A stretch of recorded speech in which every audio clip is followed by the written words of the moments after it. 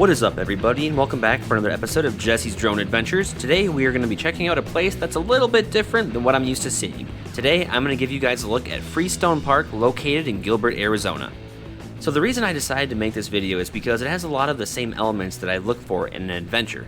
So on my channel you're probably used to seeing mountains, canyons, rivers, creeks, waterfalls, minus the abandoned buildings, and other amazing nature landscapes.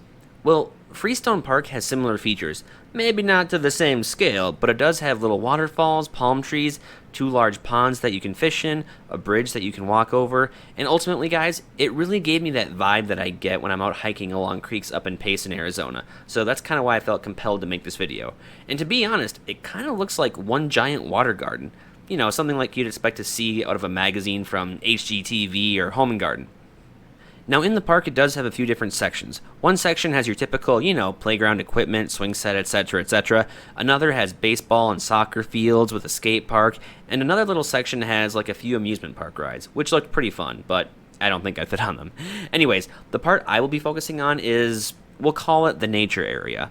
I snapped a lot of photos and videos here, and while it's not a challenging trek for me, it's still a very aesthetically pleasing place to check out and walk around.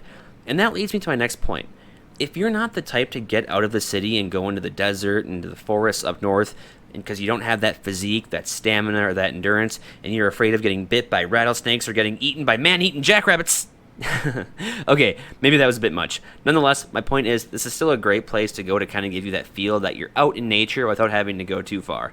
It's a very safe and kid-friendly environment. Just watch out for the duck poop. Sometimes there can be a lot of it.